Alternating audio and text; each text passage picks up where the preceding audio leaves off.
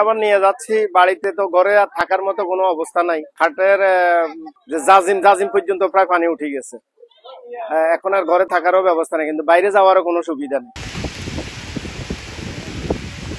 টানা বর্ষণ, আধুনিক পানি নিষ্কাশন ব্যবস্থা না থাকা এবং খাল দখলের ফলে সৃষ্ট জলাবদ্ধতায় ভয়াবহ বন্যার সাক্ষী জেলা শহর সহ পুরো নোয়াখালীবাসী। নোয়াখালী পৌরসভা সহ প্রায় সব উপজেলা এখন পানিতে টইটুম্বুর। ডুবে গেছে শহরের প্রায় সবকটি গুরুত্বপূর্ণ সড়ক, পানি প্রবেশ করেছে বাসাবাড়িতেও। এতে চরম দুর্ভোগে পড়েছে পৌর এলাকার প্রায় লক্ষাধিক মানুষ।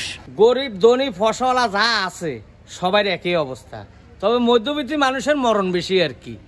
যেমন আমরা শ্রমজীবী, কামকাজ সব বন্ধ, কোনো দিকে খাওয়া টাওয়া চলাফেরার খুব একটা জায়জামেলার মধ্যে আছি আর কি। মাথা গোঁজার ঠাঁই হারিয়ে আশ্রয় কেন্দ্রের দিকে ছুটছেন নোয়াখালীর বানভাসীরা। বসতঘর তলিয়ে মাথা গোঁজার ঠাঁই হারিয়েছেন অনেকেই। বন্যায় থমকে গেছে জীবনযাত্রা। আমি তো এখানে ভাড়া থাকি, আমার 4-5 জন খাই না, আমার তো কোনো কর্ম নাই, কিছু নাই। ঘরের ভিতরে ছোট বাচ্চা আছে, 1 মাজা পানি। অন সারা কি করুম, অন কোদাইলে বাড়ি চলে যাই, বাল বাচ্চা সব ঘরের ভিতরে আটকে দিয়েছি। দিন মজুর, কর্মই নাই, কিছু করার মতন কিছু নেই। কেনে খামো, কেনে চলুম, আসল ব্যবস্থা হয়েছে। সরকারি হিসাব বলছে প্রায় 4 শতাধিক আশ্রয় কেন্দ্রে ঠাঁই নিয়েছেন 40,000-এর বেশি মানুষ। আশ্রয় কেন্দ্রগুলোতে দেওয়া হচ্ছে সরকারি সহায়তা, তবে বিত্তবানদের এগিয়ে আসারও আহ্বান প্রশাসনের। সদর উপজেলায় 13টি ইউনিয়নই মানুষ পানিবন্দী হয়ে গেছে এবং প্রতিটি স্কুল কলেজ আশ্রয় কেন্দ্র হিসেবে ব্যবহার করা হচ্ছে।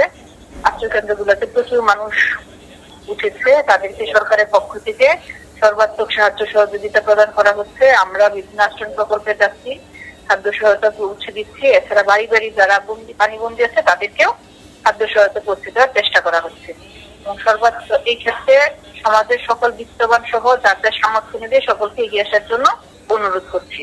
তবে দীর্ঘ 8 দিন পর নোয়াখালীতে রোদের দেখা মিলেছে। শুক্রবার সকালে সুবর্ণচর সহ জেলার বিভিন্ন স্থানে সূর্যের দেখা মেলে। ভাটার পানি মেঘনা নদীতে নামতে শুরু করলেও পানিবন্দী আছেন 20 লাখ মানুষ। জেলা আবহাওয়া অফিস বলছে, গত 16 আগস্ট থেকে টানা বৃষ্টিপাত হচ্ছে। এতে জলাবদ্ধতা বাড়ে এবং মুহুরী নদীর পানি প্রবেশ করায় তা বন্যায় রূপ নেয়।